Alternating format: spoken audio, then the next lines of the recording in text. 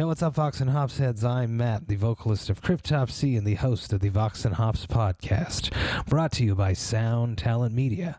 I hope you guys have been having a great week. I most certainly have. This Vox and Hops episode is brought to you by Heavy Montreal. Heavy Montreal is one of Montreal's premier metal promoters. When there isn't a crippling global pandemic, they normally put on a bunch of sick metal shows throughout the year here in Montreal. But not only that, they also put on one of North America's best metal festivals. And when I say that, trust me, it's the truth, because I have played just about every metal festival out there, and Heavy Montreal is up there with the best of them. I am super stoked to have Heavy Montreal behind the Vox and Hops podcast. Today's episode is absolutely one for the books because it is with a guest who I started listening to when I started attempting harsh vocals. He was one of the first people that I tried to imitate, so this is a very cool moment for me to be able to sit down and have a chat with him. Get ready, people. This is Vox and Hops episode number 214 with Jesse Leach of Killswitch Engage, Times of Grace, and The Weapon.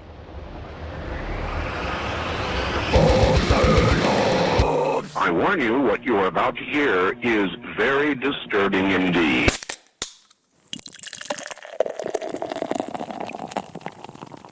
Hey, what's up, everybody? Today I'm with Jesse Leach, the vocalist of Killswitch Engage and Times of Grace. I am super stoked to be with you because I have been a fan for a very long time. And it's just cool. I'm stoked. So super easy yet fun yet complex question I like to throw at people right at the beginning is, how have you been coping with this glorious year of 2020?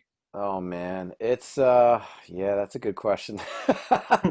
I'm doing the best I can, honestly. I just try to keep things in perspective that, I've got it pretty good. It's been hard, but I know there's a lot of people that got a lot worse than I do, so I try to stay positive with that in mind. But yeah, there are days where I don't want to get out of bed for sure, and I would just binge watch and depressed for sure. But on the whole, I'm doing okay, man. Awesome. Me too as well. At the beginning, I was very depressed. But then I just started hitting the ground running with the podcast, just trying to... That's great. Yeah. I'm getting my shit together with some stuff as well. Not a podcast, but just trying to stay active and creative and, feel like I'm doing something that matters. Which is something that we do when we're on the road. We're very involved in people's lives and spreading a lot of positivity. And that's something that Killswitch has always done, just being a very positive forward band. Yeah, we're fortunate to be able to keep doing what we're doing and have the fan base that we do. And I count my blessings daily with that stuff, and I'd have to say back at you, I remember hearing Whisper Supremacy when I was younger, and me and my fellow bandmates sitting in front of the CD player with our jaws on the ground. So much respect to you as well, dude. You definitely very cool. Blazed a brutal and amazing technical trail in metal and game changer for sure, that record especially.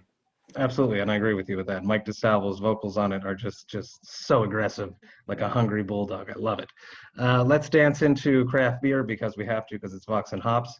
Tell me about your very first beer. Do you remember the first beer that you ever drank, Jesse? Yeah, I think it was a Michelob, and it was warm. I stole it from my dad's stash, and it was horrible, and I hated it. But I don't know. I kept sneaking them. Vox and Hops is all about hanging out with my metal friends and talking about their lives, music, and craft beer. What beer do you have on your side there that you'd like to share with me today? So I've got two. I wanted to get a new one to try. This is Steadfast Pale Ale, and it's out of New York, which is where I live. So it's kind of a local thing. And then one of my favorite gluten-free beers, and by the way, these are both gluten-free because I can't drink gluten anymore, is a company called Ghostfish Brewing Company. It's a grapefruit IPA, and this is about the closest you get to like an actual good-tasting gluten-free beer from the States. And this one is from Seattle, Washington. I love this company. They're awesome. Mm-hmm. I have absolutely gone there, actually. Oh, really? Because it's right around the corner from that venue in Seattle. I can't remember the name, in the middle of nowhere, but me being a craft beer nerd, I hunted out all the closest craft beer places, and it was super close to that venue in Seattle. I wish I remember the name. It's right that classic one where El Corazon, maybe? Exactly. Yeah, No, I think you're right. Yeah. On my side, I'm drinking a homebrew.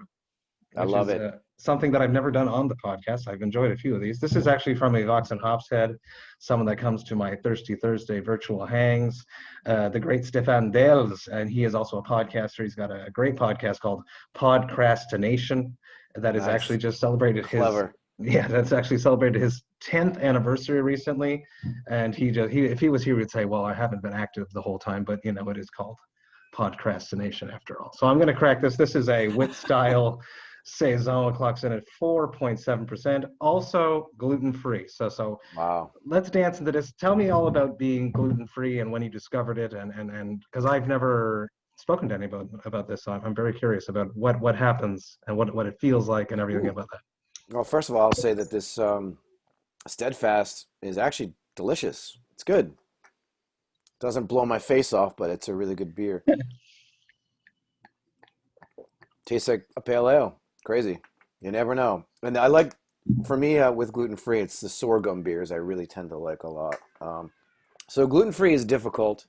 I grew up in a predominantly, I mean, I'm a mutt, but my family was predominantly eating Italian food. So I grew up with pasta, pizza, and then obviously my teenage years, I loved certain types of beer.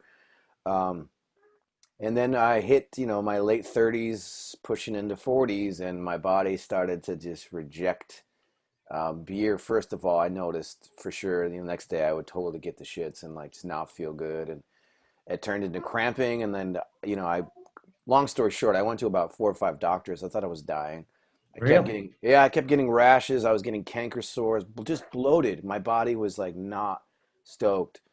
And after about 4 or 5 doctors, I went to this Ayurvedic, natural, holistic doctor guy. And, everyone else wanted to do surgery. They wanted to shove things up my butt. They just wanted to do all the things that Western medicine does. And this guy, he just kind of took my pulse and touched, and was like, hey, try giving a gluten-free diet a shot for 3 or 4 days, then come back and talk to me. And sure enough, by day 2, I was flushing out, and my energy level started to return. And then he told me, he's like, look, this may not be a gluten thing, because a lot of the times, especially here in the States, we got glyphosate all over our wheat, and that's essentially a poison that they can use in battlefield. It's a terrible poison that they put all over our wheat products and in our fields.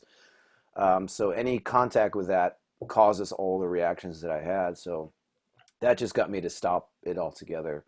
Wow. And I lost a ton of weight. I lost some muscle mass, but I feel great. I have much better energy. So it's difficult because, all the cool things that I love, like beer and pizza, for example, are like my 2 favorite things were. It's changed a lot because gluten-free, for the most part, just doesn't hit the mark with bread and crust and stuff like that. So I'm more of a Mexican food guy now. Stick to the corn. Yeah, totally.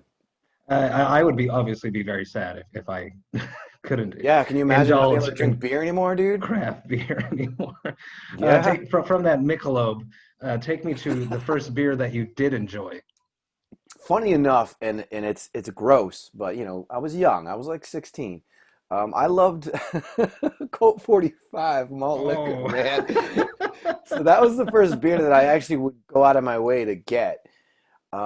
And then it went, party beers. When you're young, you don't give a shit. But the first beer that really hit me, where I was like, oh, is a brew house out of Providence, Rhode Island called Trinity Brew House.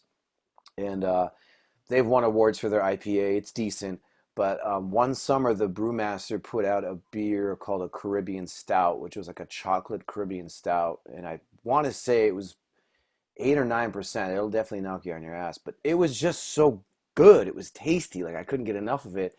And I was just going to that place like every other day just to get that before it ran out. And I'd say on a bigger, more commercial level was probably Dogfish Head IPA, because at the time that was kind of the only real like craft beer. I mean, we're talking many, many years ago, late 90s, into the early 2000s.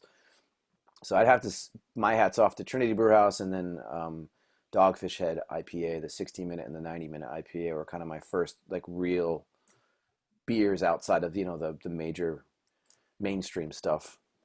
Very cool. Very cool. I want to give a shout out to Stéphane for this homebrew. It's absolutely delicious. It's got like a little sweet tang to it. just super crushable. Nice little Wit-Style Saison that's still Nice. fermenting over here, bubbling I over. love that, man. Homebrew is the best. That's what I should do someday, man. I should put my Yeah. mind to it and start homebrewing. And what else am I doing these days? But beer, it's like, especially in the summer when I'm doing yard work here, because I got a decent sized yard at the place I live up here, a lot of trees. There's nothing like cracking a cold beer when you're done with like hard work, or during, when you're sweating and you're covered in leaves and dirt. There's nothing like cracking a cold beer. Like finishing that set too. I have such a cathartic Oh yeah, moment. Just cracking a nice cold beer after a set. It's I just so know. great. And we like look at each other, we all have it together. And it's always a very, very nice moment that I love. Yeah, yeah, I Miss know that that. moment. That is great. Yeah, I wish I could share that with my bandmates. We all scatter like roaches because there's a lot of negativity when we get off stage. There's a group of us that critique, which is not me, and then there's a couple of us that are like, "Hey, good show," and like you're in a good mood. So yeah, we'll usually split Really? up. Yeah, we Oh, usually split up, great. and yeah, there's always the guy or two that's like, it sucked." Yeah, that's anytime there's a mistake, my guitarist, he's the producer of the band. Producers, yeah, producer ears. We all know who He I'm talking knows about. exactly what happened and what went wrong. You missed this one thing, and I'm Yeah, like, okay, but I had fun, right? yeah, and the audience was great, and like, knock it off. It's live music. Shit happens. I know. I'm the same way. It should be human. It should be It's like you wait all organic. day for that 1 hour, hour and a half. Like the least you can do is like have a good time and be positive about it. Even if it wasn't a perfect show, just shut up. Just yeah. Especially now with being at home for so long. I wish Oh that I man. enjoyed myself more. I wish I wasn't so just locked in and focused on the performance, and I actually enjoyed myself out there. Yeah, it's funny. I had to go through a whole roller coaster with my voice because I had surgery and I had polyps and I was abusing myself. I was partying too much. And prior to that, I always like would get nervous and focus so hardcore on my performance. And once I got the surgery and went into actual like vocal training, learning how to even speak Hmm. properly, like all those things, learning techniques that helped me continue to do my screams because I don't do the fry technique. I do the full on old school scream. But with the techniques I learned from Melissa Cross, I can do it at a half. Like I don't have to push as hard because it comes from a different place now. And that was so liberating, not only because, I wasn't damaging my voice, but I didn't really have to focus on it anymore. So I focused more on like making eye contact with the audience, like having fun looking at my band members. So the last, like, I want to say since our Iron Maiden tour, we opened for Iron Maiden in, was it 2016, 17? It's hard to Amazing. remember. 2018? I don't remember. A terrible The memory. surgery was in 2018.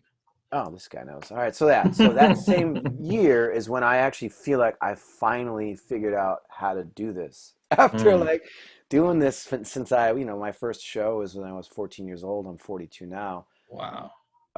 So I feel like I finally hit my stride in my 40s, which is hysterical. But you're right, like being able to be present when you're performing is amazing, and it's a luxury for some people. It's hard. It's because we're so, especially vocalists. I don't know. I'm speaking as a vocalist. We sort of go into something different to put that show on as an extreme frontman. Yeah, It's a good something that's deep inside me that comes out, and I sort of have to harness it. And I've yeah, spoken it's to a other vocalists, and they don't even remember what happened during the show because they're just focused.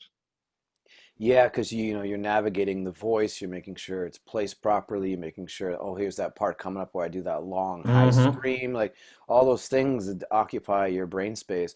It's funny too because as you know, I'm sure like your brain goes other places too. Like the last couple songs, I'm thinking about that pizza in the dressing room or like whatever, like the video game I want to play in my bunk later. Just dumb stuff goes through your mind, but that's when you're able to kind of like go on autopilot, and that's what I'm really careful of for me personally is like when you're playing the same songs over and over again, trying to not go into autopilot, especially for the ones that we play like every single night, because Mhm. Killswitch has got those few songs like the Howard Jones era songs that End of Heartache, My Curse, that we can't not play, so like my brain's just like, oh, this song again. But if I stay present and I focus on the audience and I see how much fun they're having, that's kind of like what keeps me present to it. It's true. It's an excellent point because they're not playing it every night. Yeah, and these people, I'm reminded like these people got babysitters, got Yeah, spending their hard-earned money, or whatever. So that definitely stays in the back of my mind because this music thing isn't about one person. It's not about the band. It's about everybody involved, that reciprocation. And that's the thing I miss most during this quarantine whole like thing is that seeing people enjoy what I do and then being able to meet them after the show or like see them at a bar later and have a conversation about music and why it means so much to us. Like I miss that shit more than anything. absolutely, absolutely. You brought it up earlier than I wanted to, but your vocal surgery. I know as a vocalist, I would have been terrified. That whole moment leading up to when you realized that you had to get a surgery. Yeah. Take me through those days being on stage, because I know you guys had to cancel some shows even. Yeah, yeah. Those shows, and I know for myself, and I don't feel like I'm 100%. Those shows for me are a nightmare. So what was your mindset throughout all of that?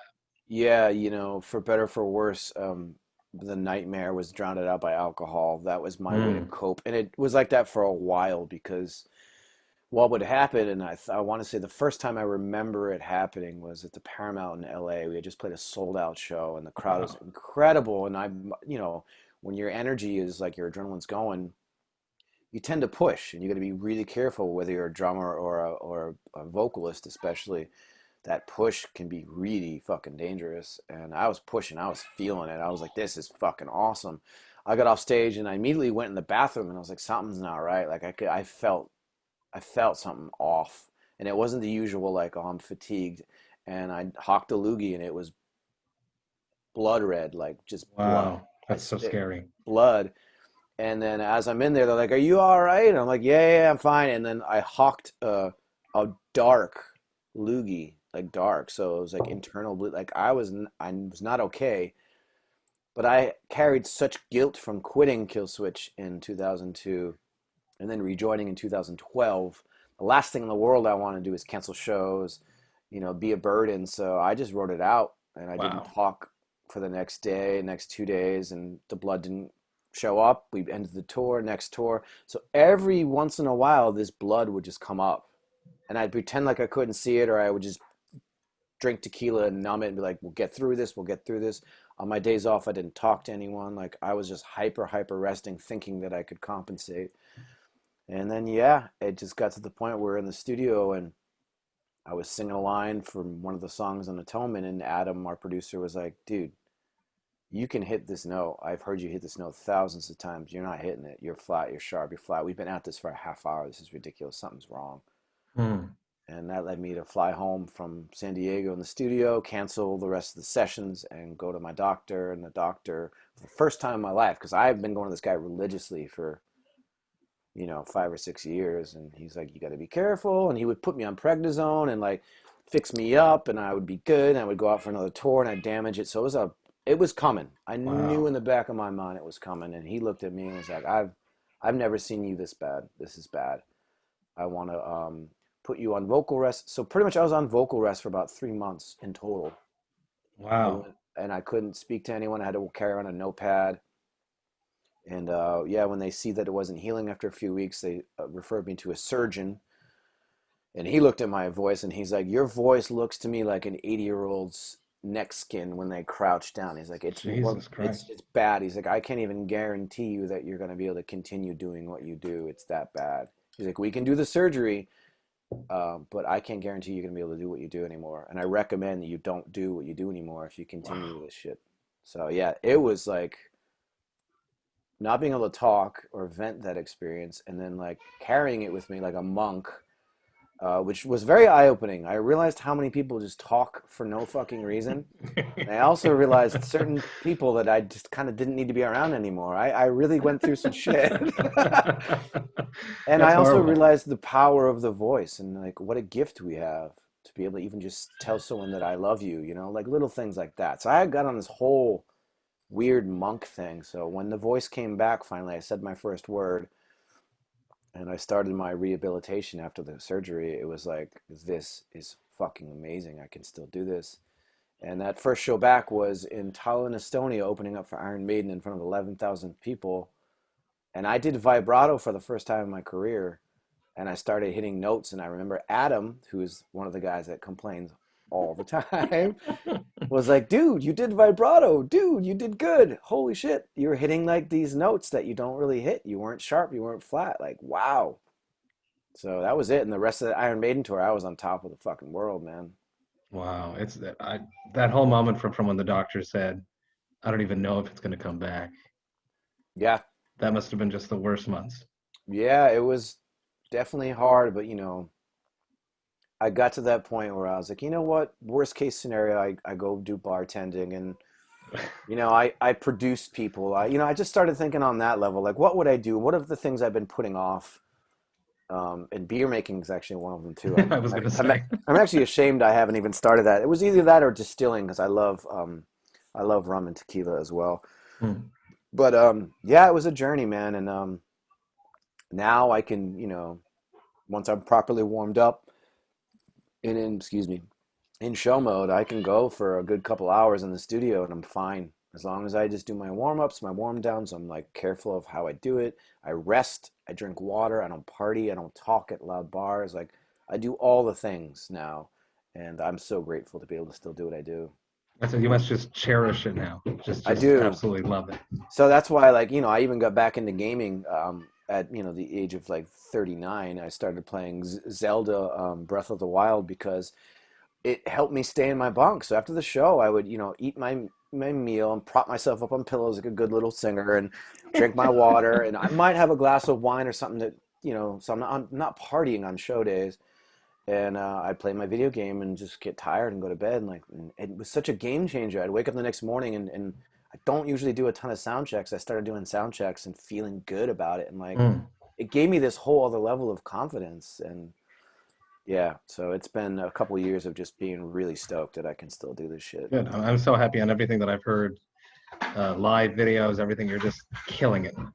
So good.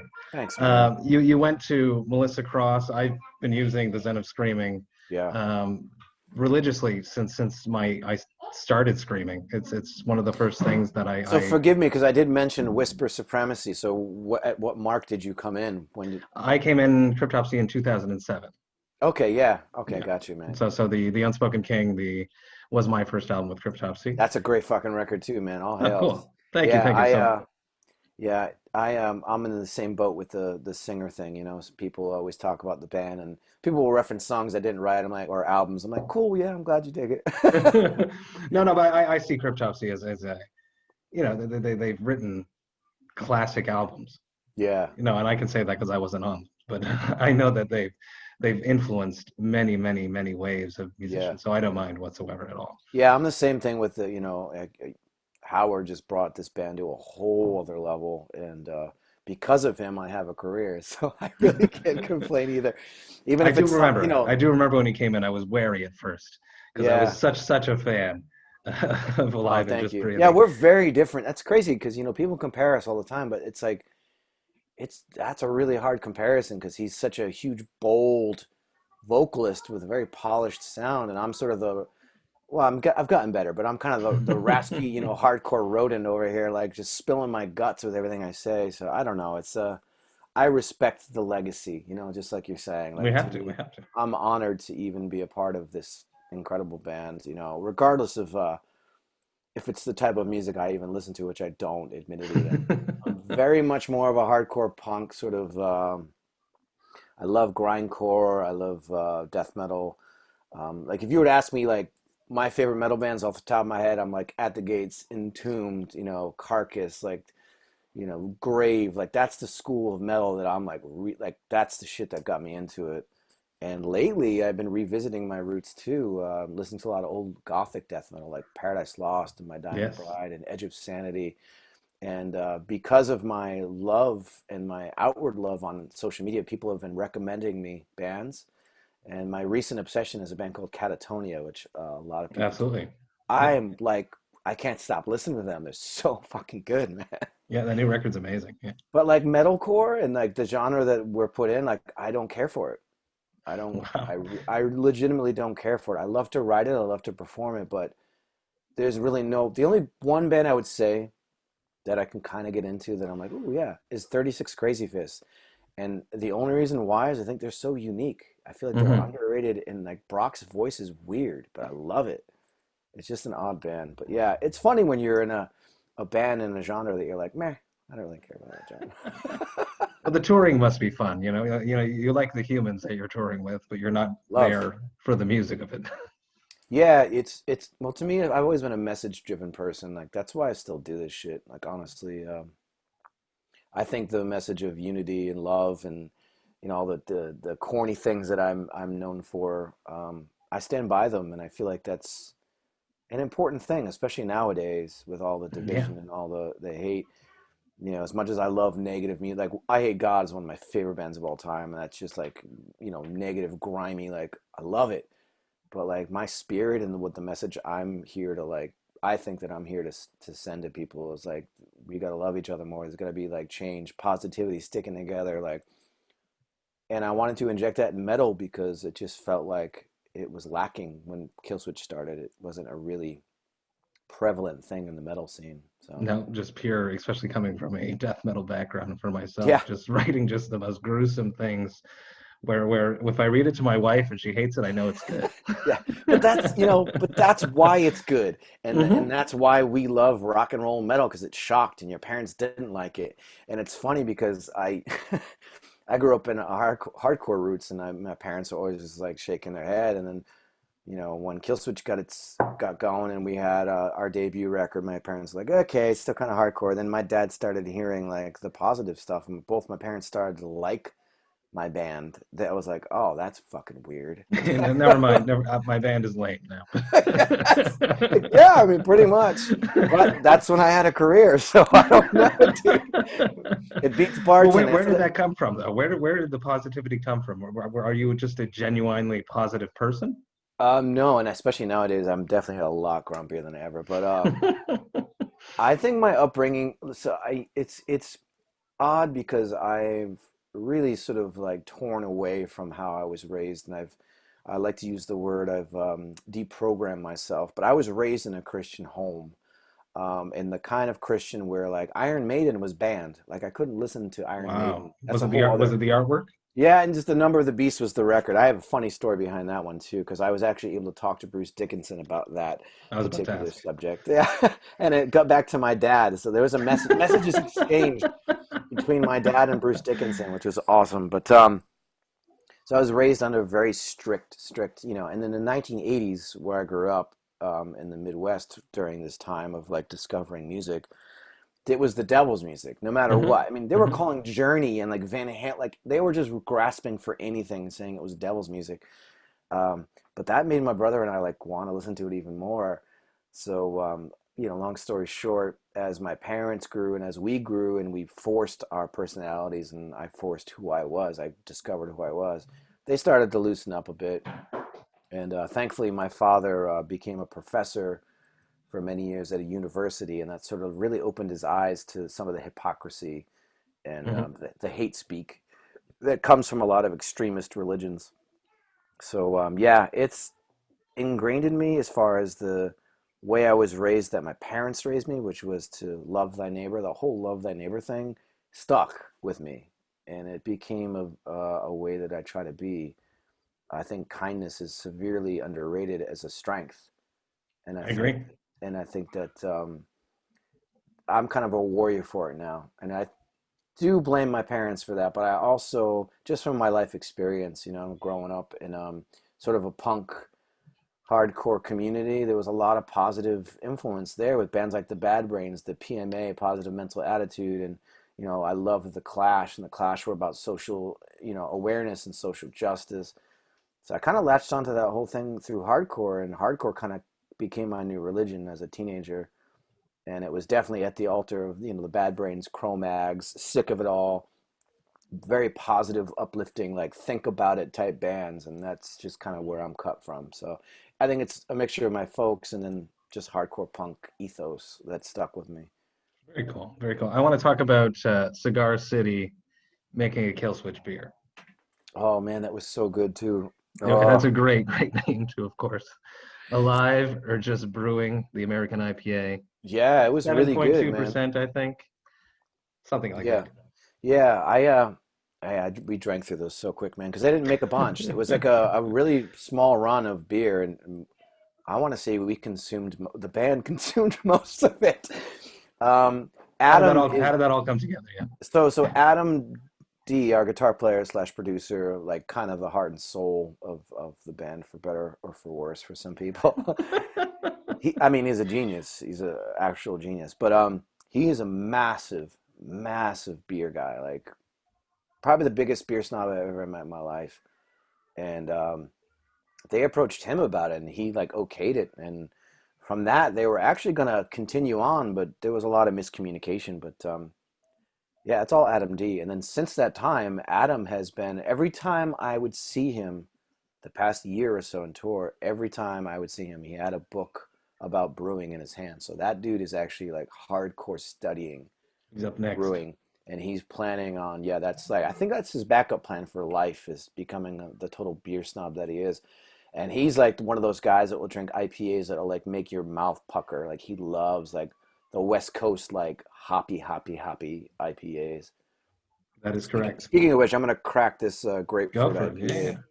Yeah. I've had Adam on the podcast before, and he did tell me that he enjoys the West Coast more than the haze craze that's going on. Yeah, and he's like a snob about it. Like he'll like, I'll be drinking a beer with him back when I could drink beer, and he'll just be like, "Meh, tastes syrupy." I'm like, "Wow, this is so good." He's like, "No, it's not." Then I'll try the shit that he likes, and I'm like, "God damn, dude." Bitter. Yeah, just like, meh.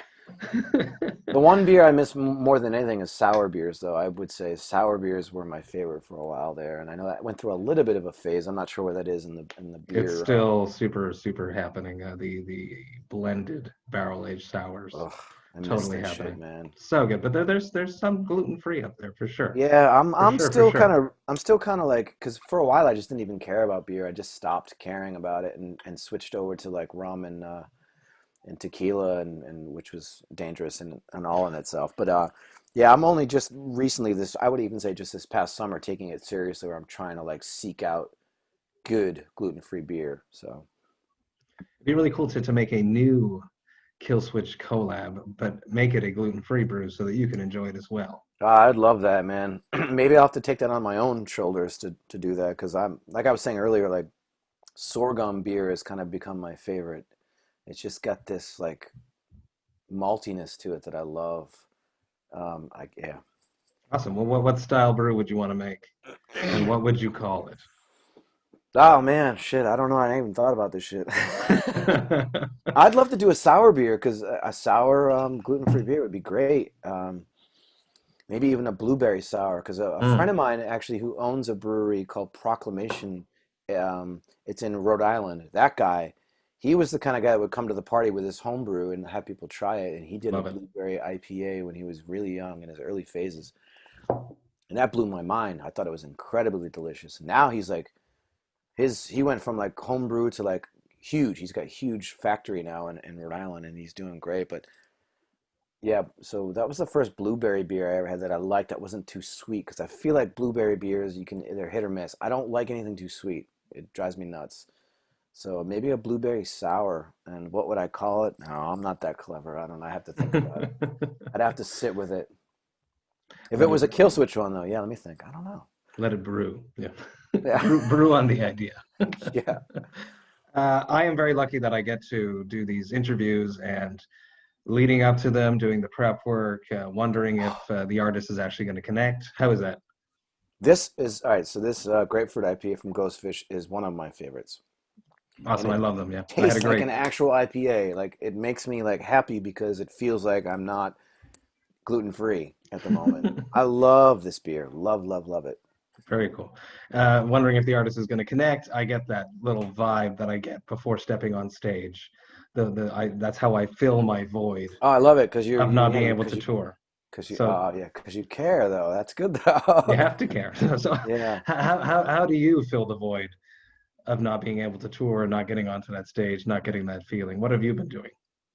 Yeah, it's pretty much all exercise based, which is why I'm so skinny these days. So I live in the Catskill Mountains. I live in Woodstock, New York. So I'm in the heart. I actually live in a park, the Very Catskill cool. National Park. So for me, it's hiking, kayaking, getting on my bike, taking psychedelic mushrooms and big, huge fires Sounds like in my fun. backyard. That's kind of my thing that gets me going. And the mushrooms too aren't just for fun. That's actually my medicine. I microdose for my anxiety and depression, and it's a wonderful medicine if you know what you're doing. It's great. So Mm. those are kind of my go-tos for sure. And I've got an extremely supportive and amazing woman by my side, so she helps me out a lot too. She's also very highly intuitive because she comes from a crazy place and has mental illness as well. So we're actually good for each other. It's not like some situations with that when people are both crazy, it doesn't work. We're actually really supportive of each other. So all hails to her as well. She's great. Absolutely, especially during this time when we're actually home so long. Yeah, it's taken our relationship to a whole other level. I gotta be honest with you, like my world is shit professionally right now because I'm not doing anything, but my personal life is the best it's ever been. So I'm stoked because of that. That is one of the benefits of being home and like settling into like a home routine. It's been nice. Especially you guys are out so often for so long, Yeah. for many, many years in a row. It's probably the longest you've ever been home, Yeah, you know, aside from your break from the band. I'll be honest with you, as hard as it's been, there have been moments where because I could look out my front window here and see deer, bear, Wow. raccoon, coyote, fox. Like we're in the park. So there are moments where I was watching autumn come on and it was just, I mean, I would get teary eyed, be like, this is fucking beautiful because I'm so not used to sitting still. It became very meditative to like get up in the middle of the night and look at the stars because you can see the Milky Way above my house like Wow. at night. So the little things like, like that have been incredible. And I definitely will remember that when I'm back out on the road and I'm tired and I want to complain. I'll remember this year, if nothing else, try to pull the positive out of it. And that's definitely part of it. You mentioned working out. Are you keeping vocally in shape? I guess you have to. You know what's funny? I haven't for a I actually took a good solid 3 month hiatus, like just Really? Wow. yeah, nothing, which was nice because I've been getting back into the routine and I just did vocals for, done a few paid gigs for bands that I admire and like. They've asked me to and I've accepted and I've worked on some secret projects and getting back into it now is just like it's fun. I was screaming the other night and like in my living room, just like, yeah, this feels really good. Yeah, and I actually have a punk band called The Weapon, so I've been Yep. writing a lot of punk rock stuff, which is more of a yelling vibe. And man, yelling is fun. I want to do more of that shit, dude. It's the difference between, growling and singing and then, shouting and yelling. Like the yelling Hmm. I'm doing, it's so satisfying. And it's coming from a really cool spot where I can do it for hours. So I've been really enjoying demoing New Weapon and yeah, it's cool, man. I mean, I miss performance like a motherfucker, but still being able to do this kind of shit and has been fun. I've been writing electronic music too, just and ambient music and industrial. Just I take my creativity and just filter it into like anything I can to like, and maybe that's part of it too. Maybe that's part of me staying sane is just writing like anything You have to. outside of the genre of Killswitch is really fun. It is, I because have it's you have to get that out. You got to stay creative. It can't stay inside you. no. Just make you explode. Just make you explode. And then we have a new Times of Grace record in the bag, which I'm proud to say is not metalcore at all. We've definitely turned the corner with that project and become more of a artistic sounding band, mixing rock, blues, alternative, um, post metal. I don't even know whatever they call that. It's a lot of effects on the guitars and I love post metal. oh yeah. So like it's definitely more of the creative vibe. So Times of Grace has been really nice to have in the back pocket, and I'm super proud of what Adam and I did. It's a totally different style from what Times of Grace is known for, and 100% from what Killswitch is known for. So that's That's another thing. amazing. That's amazing. But there's, having two bands that sound exactly the same is pointless. So It's boring, yeah. And I think with the first Times of Grace release, people compared it because it was similar, and it was the two of us doing it. But the few songs on that last record, The Hymn of Broken Man, that were different. We embraced that. We're like, all right, we want to do more bluesy acoustic. We want to do more post metal. We want to do more straight up rock. Unapologetically, just do a rock song. So it's fun, man. It's so fun to just step out of the genre and just do whatever you feel. and not feel like trapped or limited Yeah, when you're exactly. writing, because I can see that. Yeah, with Killswitch, there's like, a lot of resistance. I push, they push back, and trying to stay within I don't even want to use the word confines, but it does feel confining sometimes of our sound. I've been the guy pushing constantly to like, oh, let's do something a little different. And the guy's like, yeah, but fans. And I'm like, oh, okay. Fans. Yeah. How about, have you guys discussed, have you done, I tried to find it to see if it did happen. I'm sorry if it did. A live stream. Is that something that Killswitch is interested in? Yeah, we've talked about it a lot, and there was a lot of debate in the beginning about, if we're able to do it, how would we do it where we would feel comfortable? And I think initially there was a lot of guys who were just like, we can't do what we do on stage on a live stream, so it's kind of pointless. And I think we finally turned the corner as of like the past week of like, okay, at some point we're going to do this soon. And I'm actually, in retrospect, glad we waited because everybody's doing it, for example. And I like the fact that we've kind of waited. So now when we do it, we're going to approach it a very different way. So you can see what everyone else did. That'll be in the 2022, 21 rather, but it'll be worth the wait for our fans, I think.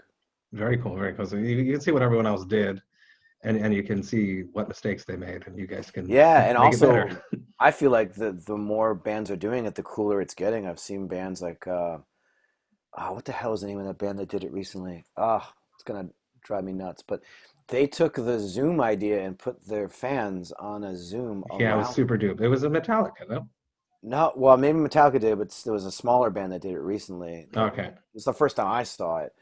And I was like, wow, so maybe they did take it from Metallica. Maybe. But, or maybe Metallica took it from them. Yeah, maybe. But I was like, wow, that's a really cool idea. Very cool. So, yeah, we'll see. But, yeah, that talk has happened, and it's something we are eventually going to do. Awesome. One last question. It probably doesn't happen to you because you're working out a lot.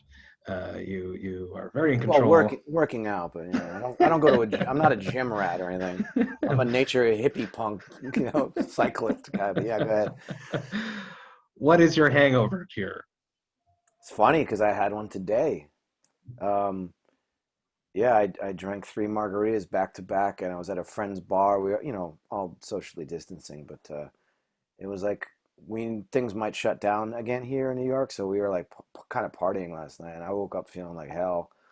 So I just usually make the greasiest thing I can find. With my diet is really tough to get greasy because I don't really have a lot of animal products that I eat.